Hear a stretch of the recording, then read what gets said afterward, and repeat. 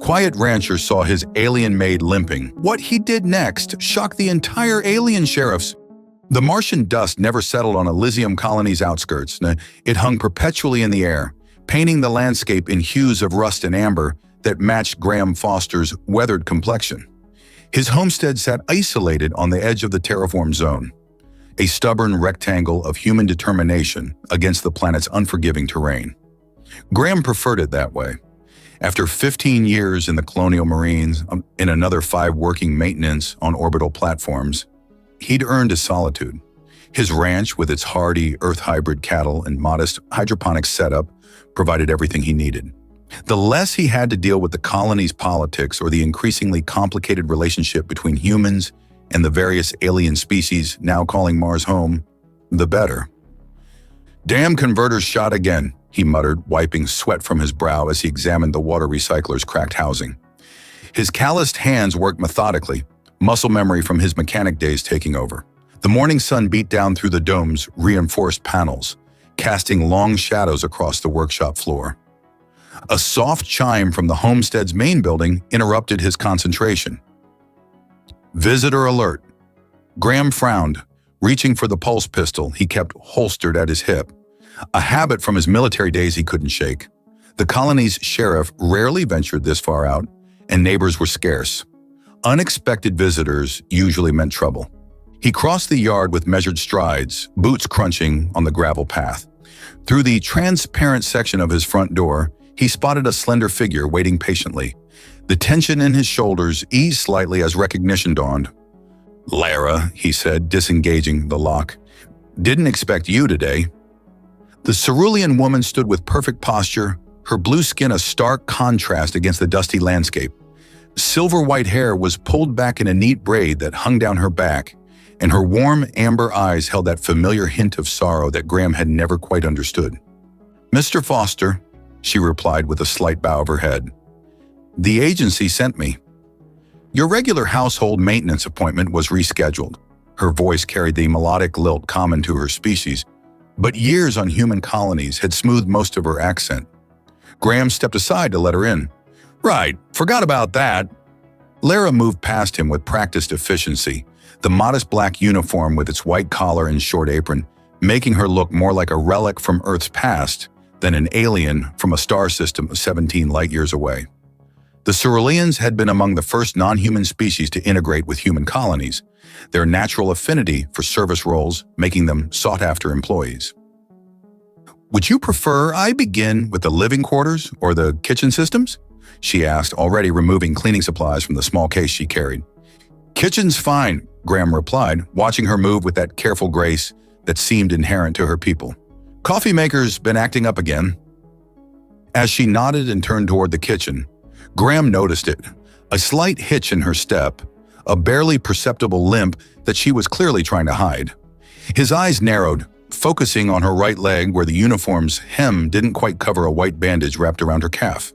"You're hurt," he stated flatly. Lara froze momentarily before continuing toward the kitchen. "It's nothing, Mr. Foster. A minor injury. It won't affect my work performance." Graham had spent enough time in combat to recognize when someone was downplaying pain. "Didn't ask about your work performance. Asked about your leg." "Please, it's not," she began, but when she turned to face him, something in his expression made her words falter. They'd known each other for nearly 3 years now. The agency had assigned her to his homestead maintenance shortly after he'd established the ranch. At first, their interactions had been strictly professional.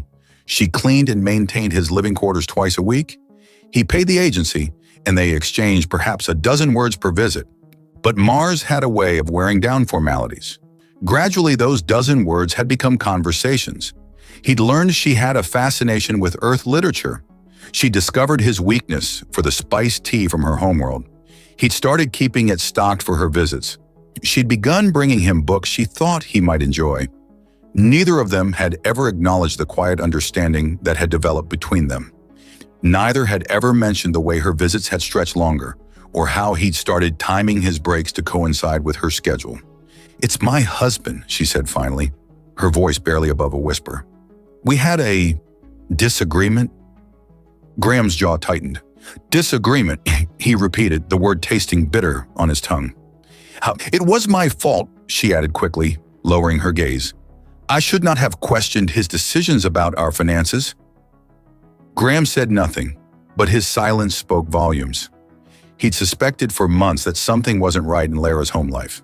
The occasional bruise she couldn't quite hide, the way she flinched at sudden movements, how she never spoke of her personal life unless directly questioned. Your coffee maker, she said, clearly desperate to change the subject. You mentioned it was malfunctioning? Graham studied her for a long moment before nodding slowly. Yeah, right side panel keeps popping open.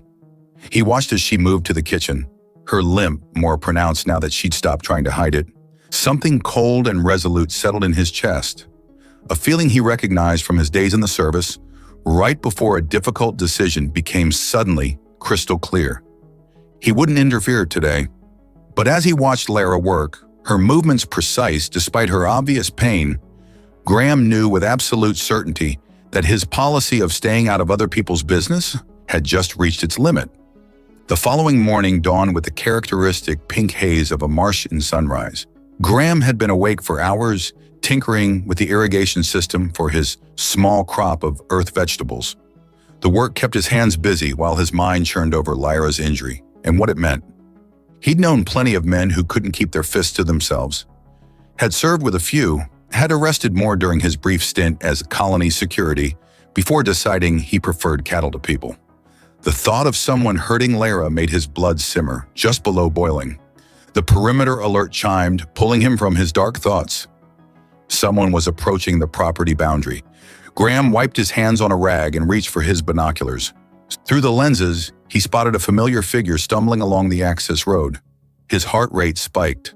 Lara was walking with obvious difficulty, one hand pressed against her side. Her normally perfect posture crumpled.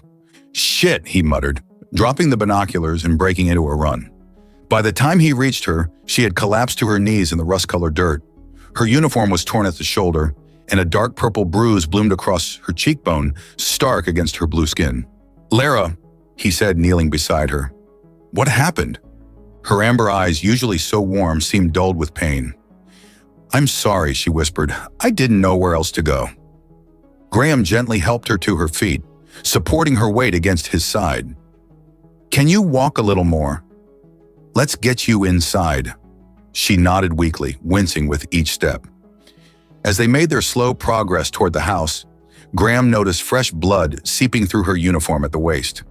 Inside, he eased her onto the couch. I need to see how bad it is, he said, his voice deliberately calm despite the rage building inside him. He found out I was here yesterday, she explained, her voice barely audible. Said I was disgracing him by working in a human's home, that I'd developed inappropriate feelings. Graham's jaw clenched as he carefully lifted the edge of her uniform top. A jagged cut ran along her ribs, not deep enough to be life-threatening, but nasty nonetheless. Did he use a blade? Graham asked, already reaching for the first aid kit he kept in the living room cabinet. Lara shook her head. Broke a glass. Use the edge. She paused, watching as Graham prepared antiseptic and bandages. He said he'd report me to the Cerulean Consul for moral violations if I didn't quit working for you. Graham knew what that meant. The Cerulean Society operated under strict codes of conduct, especially for bonded females. Accusations of impropriety could result in social exile or worse. You're not going back to him, Graham stated flatly, applying antiseptic to her wound with gentle hands that belied his growing fury. I have no choice, she replied, flinching slightly at the sting. The marriage contract… To hell with the contract, Graham interrupted. He tried to kill you, Lara. Not kill, just teach. The resignation in her voice made something snap inside Graham. He finished bandaging her side in silence, his movements methodical despite the storm brewing behind his eyes. When he was done, he stood and walked to the gun cabinet mounted on the wall. Graham, Lara said, alarm creeping into her voice as she watched him remove an old pulse rifle, a relic from his military days. What are you doing? He checked the charge, the familiar weight of the weapon awakening muscle memories from a life he'd tried to leave behind. Something I should have done yesterday. You can't, she pleaded, attempting to rise but falling back with a wince. Dren has connections in the colony, criminal connections, and the Cerulean consul won't intervene in a domestic matter. Graham slung the rifle over his shoulder. I'm not asking for intervention. The sheriff's department won't do a damn thing either. Not for an alien domestic dispute. His voice softened as he looked at her. Rest, you're safe here. I'll be back soon. Graham, please, warn, she called after him, but he was already striding toward the door, his mind made up. The walk to the colony's alien sector took 40 minutes. With each step, Graham's resolve hardened. He'd spent years keeping to himself, minding his own business, letting the colony's problems remain the colony's problems. But some lines couldn't be crossed. Some actions demanded response. The alien district was a patchwork of architectural styles reflecting the dozen different species that had made Mars their home. The Cerulean section was easy to spot. Gleaming white structures with curved organic lines that reminded Graham of seashells. But Dren, Lara's husband, didn't live in the respectable Cerulean neighborhood. He'd taken up residence in the fringe area where the district borders blurred, where colony law enforcement rarely ventured. Graham knew the place, a collection of prefab units and converted shipping containers that housed those who preferred to operate in the shadows. Humans called it the scrapyard. As he approached, eyes followed his progress. Compound eyes, slitted eyes, eyes with horizontal pupils, all watching the lone human with the rifle slung over his shoulder. Graham ignored them. His focus narrowed to a singular purpose. He knew which unit belonged to Dren. Lara had mentioned it once, almost in passing, when explaining why she sometimes arrived late for her scheduled cleaning days. Standing before the door now, Graham took a deep breath. He was about to cross a line that couldn't be uncrossed, about to make himself a target for whatever criminal elements Dren was connected to. He didn't hesitate, not when Lara's bruised face was still fresh in his mind. Graham kicked the door open, rifle raised, ready to face whatever waited on the other side. The door crashed against the wall with a metallic clang. Graham stepped into the dimly lit prefab unit, rifle raised and ready. The air inside was thick with the sweet, sour scent of alien intoxicants and the musty odor of unwashed bodies.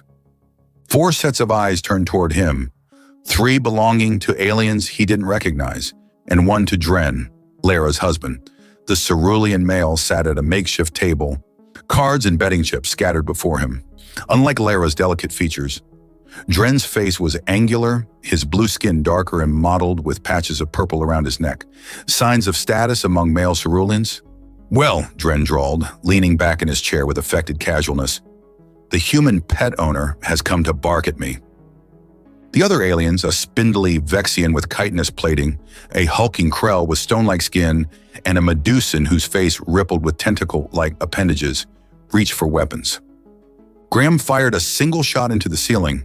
The pulse blast left a smoking hole in the metal and sent the aliens freezing in place. Next one goes through someone's head, Graham stated flatly. Starting with you, Drenna. The Cerulean's expression hardened, but he raised his hands in a placating gesture. I don't know what my wife told you, human, but whatever it was. She didn't need to tell me anything, Graham interrupted, taking another step forward. The cuts and bruises did all the talking. Dren's mouth twisted into something between a smile and a sneer. Cerulean females require firm guidance. It's our way. Your human sensibilities. Don't give me that cultural difference bullshit, Graham snapped. I've known plenty of Ceruleans. None of them needed to cut their wives with broken glass to maintain order. The Krell rumbled something in its native tongue. Dren replied without taking his eyes off Graham, then switched back to the colony's common language. My associate wonders if you've considered the consequences of threatening a business owner in his own establishment. Business owner? Graham scoffed. Is that what you call yourself? Because from where I'm standing, you look like a 2-bit thug who beats women to feel powerful. The Vexian hissed, mandibles clicking in agitation. Its clawed hand inched toward a blaster on the table. I wouldn't, Graham warned, shifting his aim slightly. You're outnumbered, human, Dren said, confidence returning to his voice.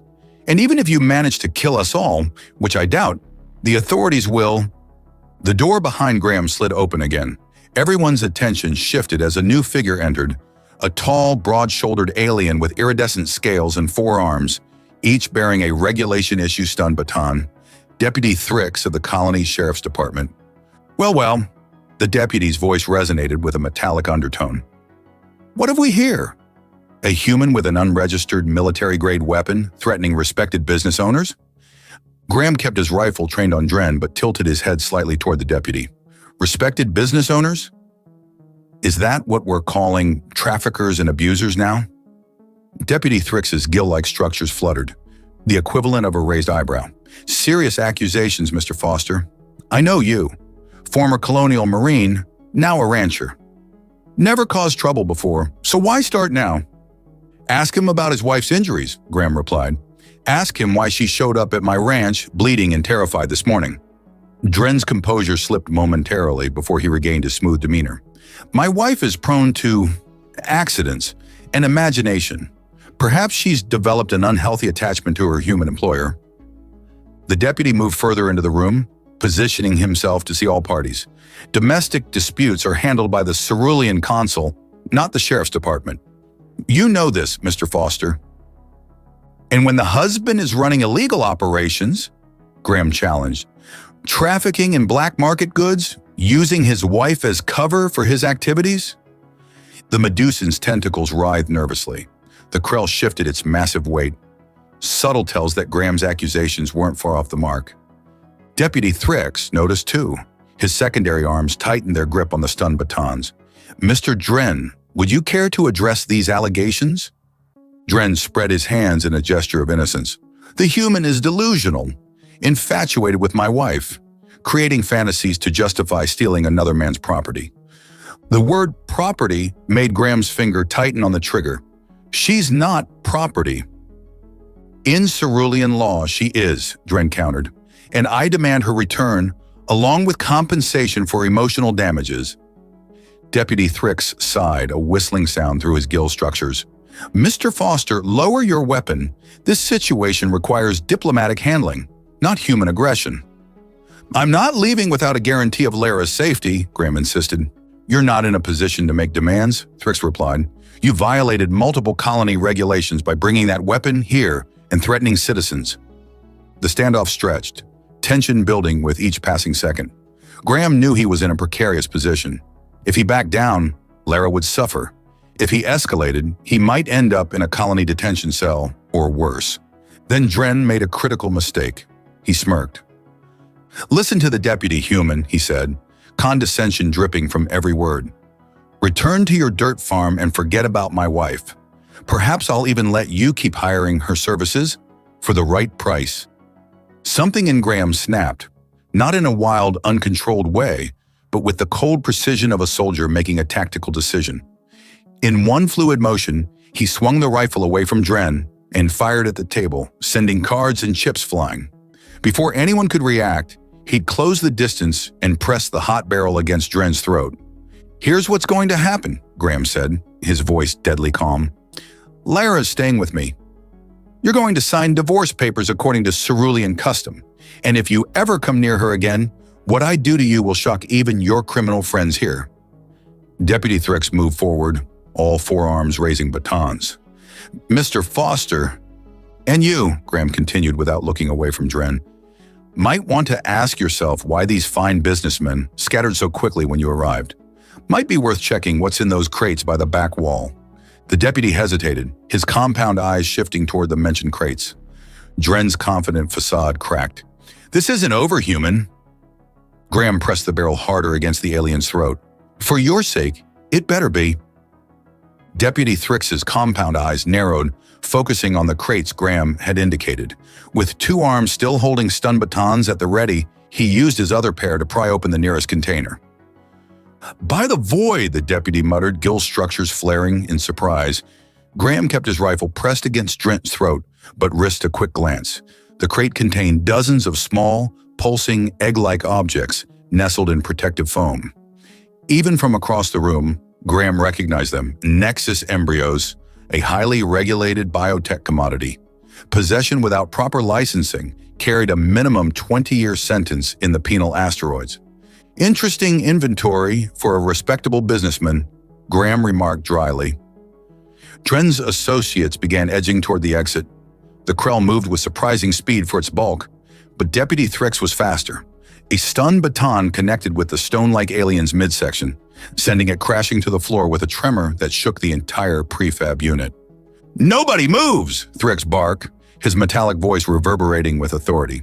He tapped his communication implant. "Central, this is Deputy Thrix. I need backup at Sector 7, Unit 23. Illegal contraband and multiple suspects." Dren's composure evaporated completely. "This is a setup. The human planted those." Graham snorted. "Right. I snuck in here before kicking down your door, planted illegal embryos, then confronted you at gunpoint. Makes perfect sense." The deputy secured the Krell with restraints, then moved to examine the other crates. Each contained different contraband, designer narcotics, unregistered weapons, and what appeared to be forged identification chips. "Mr. Dren," Thrix said, his tone now coldly professional, "you're under arrest for possession of Class A restricted biotech, trafficking in illegal substances, weapons violations, and..." He paused, looking at Graham. "Suspected domestic abuse." "Domestic matters are cerulean jurisdiction," Dren protested. "Not when they intersect with colony-wide criminal activity," Thrix countered, securing the Vexian who had wisely chosen not to resist. Graham finally lowered his rifle, though he kept it ready. "What about Lara? She needs protection." The deputy considered this. "Legally complicated, she's still his wife under cerulean law, but these charges change things." He gestured toward the contraband. "But she'll need to file a formal statement about the abuse and any knowledge of these operations." "She had nothing to do with this," Graham insisted. "That remains to be determined," Thrix replied, though his tone suggested he believed Graham. "For now, Mr. Foster, you are also in a precarious position. Threatening citizens with an unregistered weapon carries serious penalties." Graham tensed, prepared to fight if necessary. He hadn't come this far to end up in a cell while Lara remained vulnerable. The deputy seemed to read his thoughts. "However," he continued, "given the circumstances and what we've discovered here, I'm inclined to exercise discretionary judgment, provided you surrender that weapon and agree to make a formal statement." Before Graham could respond, commotion erupted outside. The prefab's thin walls couldn't muffle the sound of raised voices and approaching footsteps. The door slid open again, revealing 3 more deputies and, surprisingly, a small crowd of colony residents, humans and aliens alike, gathered beyond the security perimeter that was being hastily established. "Word travels fast," Thrix observed. One of the new deputies, a human woman with a severe buzz cut, approached. "Sir, we've got a situation developing. News about the raid is spreading through the colony networks. There's quite a crowd gathering." Graham moved to the doorway and was startled by what he saw. At least 30 people had assembled, mostly humans, but also several alien species, including a few ceruleans. They weren't protesting the arrest, they were watching with approval, some even cheering as Dren and his associates were let out in restraints. A burly human miner called out, "That blue bastard's been running contraband for years." About time someone stood up to him. A female cerulean, her silver hair elaborately braided in the traditional style of her homeworld, stepped forward. "Deputy, I wish to file a formal complaint against Dren for trafficking violations involving my sister. She disappeared 3 cycles ago after he offered her employment." Others began shouting similar accusations, creating a cacophony of grievances long suppressed by fear or bureaucratic indifference. Deputy Thrix raised all 4 arms for silence. "All complaints will be properly registered and investigated. For now, please disperse and allow us to secure the scene." As the deputies began processing the suspects and evidence, Graham found himself approached by an older human man he recognized as the owner of the colony's main supply depot. "Foster," the man said gruffly, extending a hand. "Didn't think you had it in you. Been keeping to yourself all these years." Graham shook the offered hand cautiously. "Just handling my business." "Well, your business just did the whole colony a favor. That cerulean scum has been terrorizing folks for too long, especially his own kind." The man lowered his voice. "Listen, if you need anything, supplies, equipment, whatever, You come see me. Special rates? Before Graham could respond, more colonists approached with similar sentiments. Word of his confrontation with Dren had spread like wildfire, transforming the quiet rancher into an unlikely hero overnight. Deputy Thrix eventually extracted Graham from the impromptu reception. I still need your statement, Mr. Foster, and we need to discuss the situation with Dren's wife. Graham nodded, suddenly eager to return to his ranch. To Lara. She needs medical attention, proper care, not just my field dressings. We'll arrange it, Thrix assured him. But you should know, this isn't over. Dren has connections beyond this colony, and the Cerulean Consul will likely get involved, regardless of the criminal charges. Graham's jaw set in determination. Let them come. I'm done staying quiet. As he was escorted to a deputy's transport vehicle, Graham noticed a group of Cerulean females watching from a distance, their expressions a mixture of awe and disbelief. One whispered to another, who nodded vigorously in response. It seemed the quiet human rancher had indeed shocked not just the sheriff's department, but the entire colony. The ride back to Graham's ranch seemed longer than the journey into the colony. After giving his statement to the sheriff's department and arranging for a medical drone to meet them at the homestead, Graham finally headed home with a lot more on his mind than when he'd left. The sun was beginning its descent toward the Martian horizon, casting long shadows across the dusty landscape. Graham guided his rover over familiar terrain, his thoughts fixed on Lara and what awaited them. As the ranch came into view, relief washed over him. The medical drone had already arrived, hovering near the entrance. More surprising were the two human figures standing on his porch. Ellie Houston, the colony's best trauma medic, and Eric Neal, an old Marine buddy who now works security for the Human Affairs Office. Didn't expect a welcoming committee, Graham said as he approached. Eric grinned, clasping Graham's forearm in a warrior's greeting. Word travels fast, brother, especially when a quiet rancher decides to take on the colony's most notorious alien trafficker. Ellie, a compact woman with efficient movements, was less amused. I've been treating your friend. Those weren't amateur injuries, Graham. She's lucky you intervened when you did. Graham's jaw tightened. How is she? Stable. Cerulean physiology is resilient, but she'll need rest. Ellie's expression softened slightly. She's been asking for you. Inside, and Graham found Lara resting on his couch, her injuries properly treated and bandaged. The medical drone hovered nearby, monitoring her vitals. When she saw him, her amber eyes brightened, and she attempted to sit up. Easy, Graham said, moving quickly to her side. Doc says you need rest. You came back, Lara said softly, as if she hadn't quite believed he would. Of course I did. He took her hand, surprised by his own boldness but unwilling to let go. Her skin felt cooler than a human's, with a subtle texture like fine suede. Eric cleared his throat from the doorway. I'll give you folks some privacy. But Graham, we need to talk soon. The Cerulean Consul is on his way from the capital. This situation's getting complicated. After Eric and Ellie departed, promising to return the next day, a strange silence fell over the homestead. For 3 years, Lara had come and gone from this place as an employee. Now everything had changed. I heard what you did, she said finally. The whole colony is talking about it. Graham shrugged, uncomfortable with the attention. Dren had it coming. No one has ever stood up for a Cerulean female like that, Lara continued, her voice tinged with wonder. Especially not against a male of status. It's, not our way. Maybe your way needs changing, Graham replied, then immediately regretted his bluntness. I'm sorry. I shouldn't judge your culture. To his surprise, Lara smiled, a real smile that transformed her face and made his heart stutter. Perhaps you're right. Many Ceruleans believe so, but change comes slowly. She hesitated. Graham, why did you do it? Risk everything for me? The question hung between them, demanding honesty. Graham had never been good with words, preferring action to declaration, but some things needed saying. Because I couldn't stand seeing you hurt, he began, his voice rough with emotion. Because every time you walked through that door, this place felt more like home. Because, he paused, searching for the right words. Because somewhere along the way, you became important to me. more important than staying out of trouble. Lara's eyes glistened with unshed tears. She reached up, her blue fingers tracing the line of his jaw with a tenderness that made his breath catch.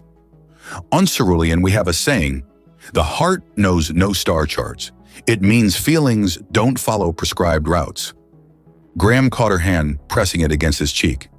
"Is that what this is?" "Feelings." "I think you know it is," she whispered. The moment stretched between them, charged with possibilities. Graham leaned forward slowly, giving her time to pull away if she wished. She didn't.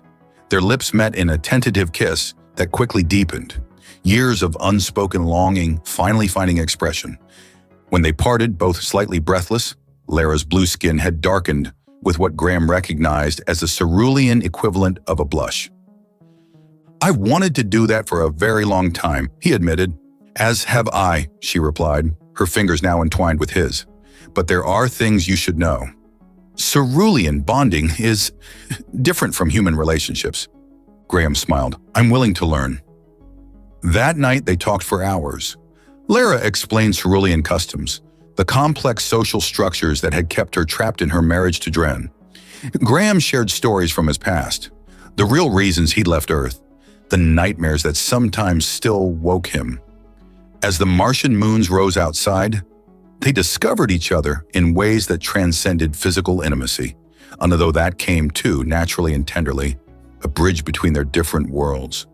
Morning found them together, Graham's arm protectively around Lara as she slept against his chest. The soft chime of the perimeter alert woke him. Carefully disentangling himself, he checked the security feed. A sleek official vehicle had stopped at his property boundary. Even without magnification, Graham recognized the insignia of the Cerulean consulate. "Lara," he said gently, waking her, "we have company." She sat up, wincing slightly at her still-healing injuries. When she saw the monitor, her expression grew solemn. "The consul himself. This is unprecedented." Graham reached for his shirt. "Whatever happens, we face it together." Lara caught his hand, her amber eyes meeting his with newfound determination. "Together," she agreed. As they prepared to meet their visitor, Graham realized how drastically his life had changed in just a few days. The quiet rancher who minded his own business was gone. In his place stood a man who'd found someone worth fighting for. And fight he would, if necessary. Against Dren, against the Cerulean consul, against the whole damn galaxy if it came to that. The Cerulean consul turned out to be surprisingly reasonable. Consul Naren was an older male with pale blue skin that had faded with age and eyes that held more wisdom than prejudice.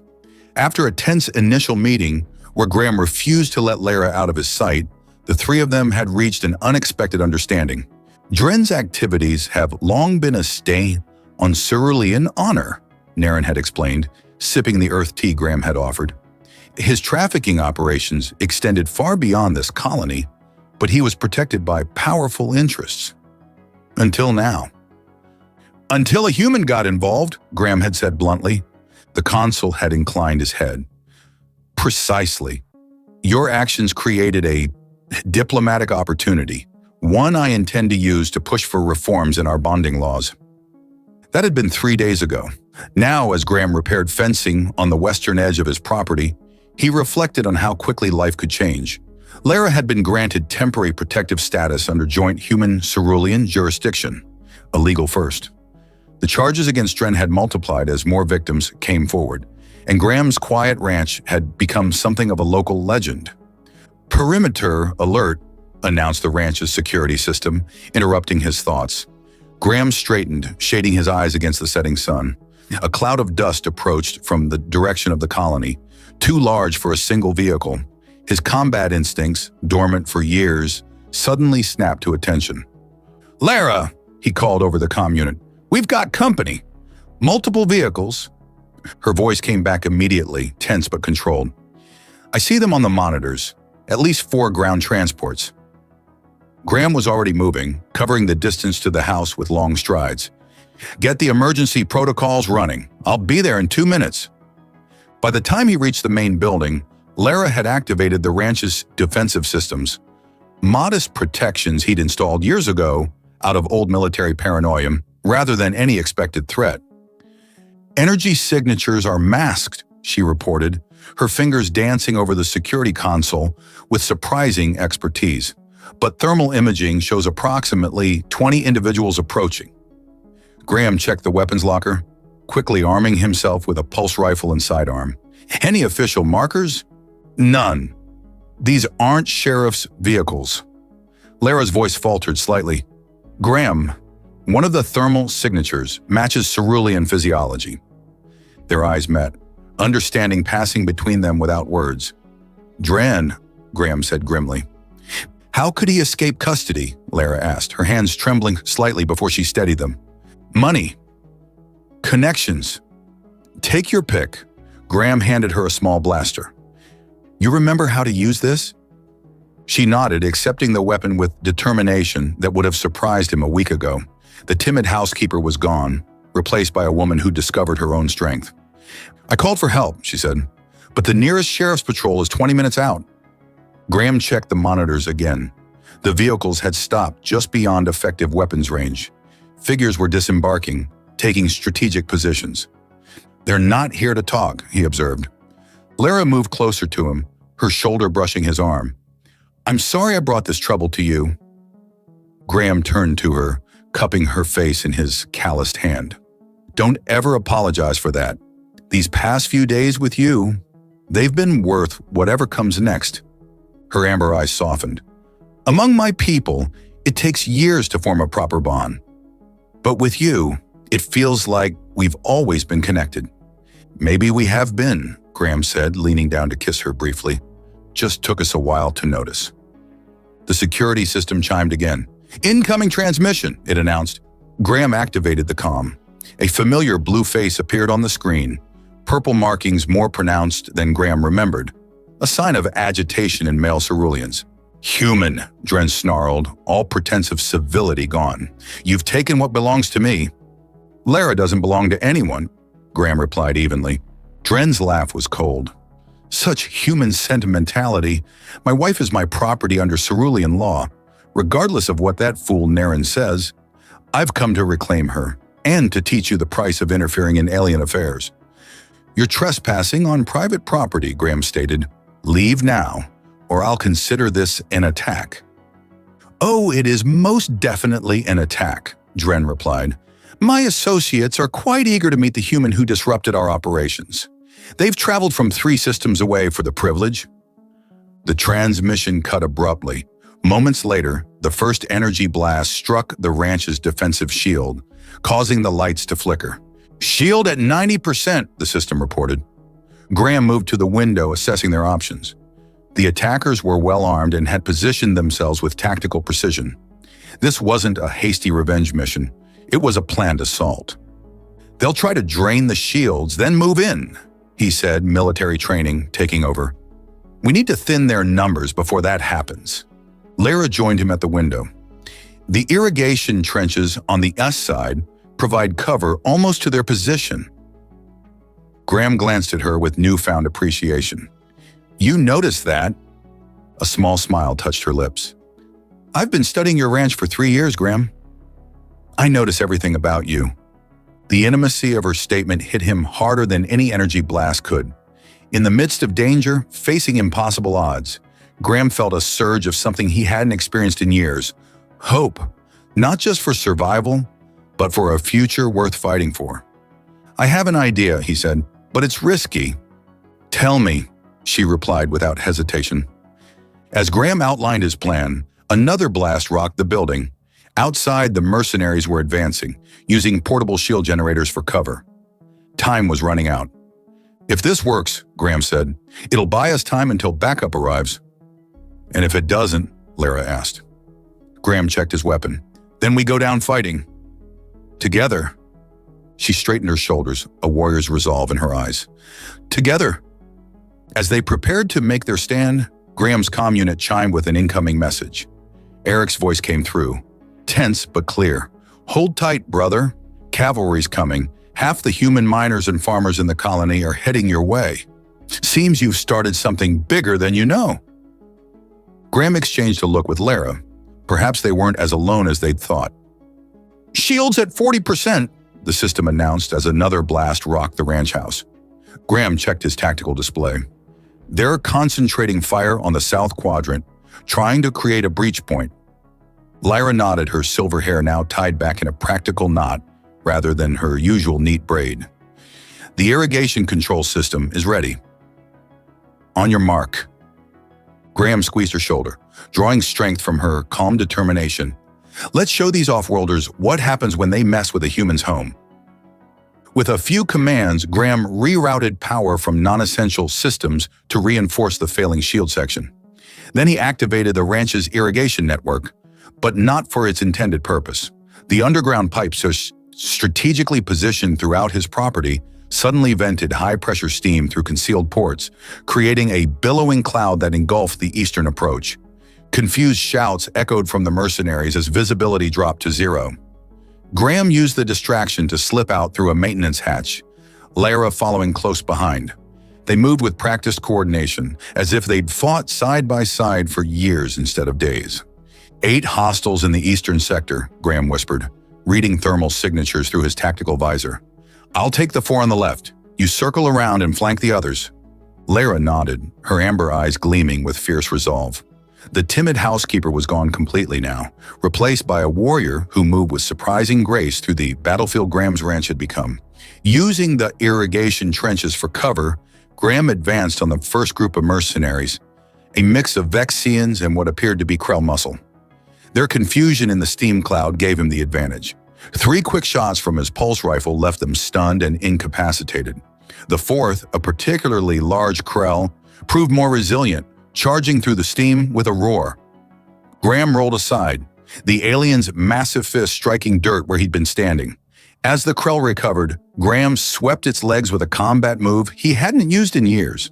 The alien crashed down, and Graham delivered a precise stun blast to its neural cluster. From the other side of the steam cloud came similar sounds of combat. Lyra was holding her own, her smaller size and knowledge of cerulean pressure points proving effective against opponents who underestimated her.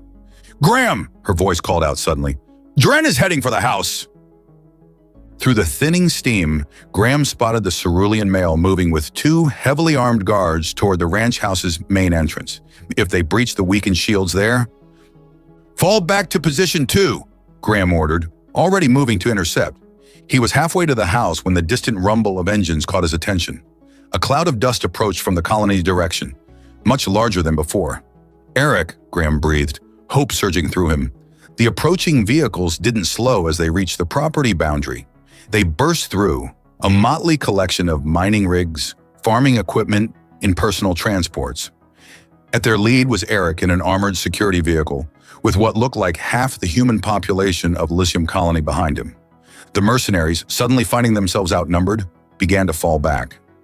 All except Dren, who continued his determined advance on the house, rage overriding tactical sense. Graham intercepted him 20 meters from the door, stepping out from behind a storage shed with his rifle raised. "That's far enough." Dren's guards raised their weapons, but before they could fire, precise shots from Lyra's position dropped them both.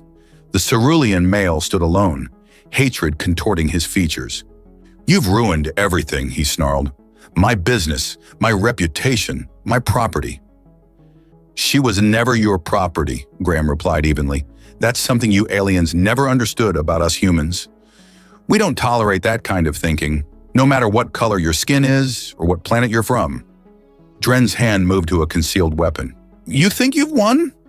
The cerulean hierarchy will never recognize your claim on her. She'll be declared outcast, stripped of all rights. Is that what you want for her?" Before Graham could respond, the sound of approaching footsteps made them both turn. Consul Naren was walking toward them, accompanied by Deputy Thrix and several other officials.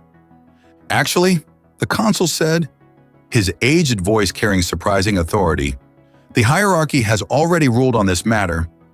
As of this morning, Lyra has been granted independent status under the Interspecies Protection Act, and you, Dren, have been stripped of all rank and privilege." Dren's face contorted with rage. With a howl, he drew his weapon and fired, not at Graham but at Lyra, who had emerged from cover. Graham moved without thinking, throwing himself into the path of the energy blast. Pain seared through his shoulder as he fell, but he managed to return fire. His shot caught Dren square in the chest, sending the cerulean crumpling to the ground. Then everything was noise and motion, colonists rushing forward, deputies securing the fallen mercenaries, Lara kneeling beside him with tears in her amber eyes. "You stupid, brave human," she whispered, pressing her hand to his wound. "Why would you do that?" Graham managed a pained smile. Seemed like the thing to do at the time. The next hours passed in a blur of medical treatment, official statements, and the gradual restoration of order. By nightfall, Graham sat on his porch, shoulder bandaged but otherwise intact, watching as the last of the sheriff's vehicles departed. Beside him, Lara rested her head against his good shoulder, her warmth a comfort against the cooling Martian evening. "The consul says Dren will survive," she said quietly. "He'll face trial for trafficking, assault, and attempted murder." "Good," Graham replied. "Justice is better than revenge." They sat in comfortable silence for a moment, watching the stars emerge above the dome's transparent sections. "What happens now?" Lara finally asked. Graham turned to face her, taking her blue hands in his weathered ones. Now we figure out what this is between us, without anyone else's rules or expectations." Her amber eyes shimmered in the twilight. "I already know what it is for me, Graham Foster. I love you. In the human way, not the cerulean way of arranged bonds and obligations." The simple declaration hit Graham with more force than any weapon could. He leaned forward, pressing his forehead against hers in an intimate gesture they'd shared during their night together. "I love you too," he said, the words coming easier than he'd expected. Enough to face down an army of alien mercenaries, apparently. Her laughter was like music, the quiet rancher who shocked the entire sheriff's department. "And then some," Graham agreed, pulling her closer. "Though I'm thinking I might not be so quiet anymore. Not with you around." 6 months later, the ranch had transformed. New buildings had sprung up alongside the original homestead, housing for the mixed group of humans and aliens who'd sought refuge there after word of Graham's stand spread throughout the colony. What had begun as one man's defense of a woman he loved had evolved into something larger, a sanctuary where interspecies couples could live free from the restrictive customs of their respective cultures. Graham and Lara stood on their porch, watching as the community gathered for the evening meal, a tradition they'd started when the first refugees arrived. Her hand rested comfortably in his, her silver wedding band, a human custom she'd enthusiastically embraced, catching the light of the setting sun. "Did you ever think it would turn out like this?" she asked, gesturing to the thriving community before them. Graham shook his head, still sometimes amazed by how his life had changed. "Never. I came to Mars to be left alone. And instead you started a revolution," Lara said with a smile, leaning up to kiss him. "No," Graham corrected, returning her kiss with tender passion. "We started a revolution. Together." As they joined their friends for dinner, Graham reflected that some lines were worth crossing, some battles worth fighting, and sometimes a quiet rancher with a rifle could indeed change the world, especially with the right woman by his side.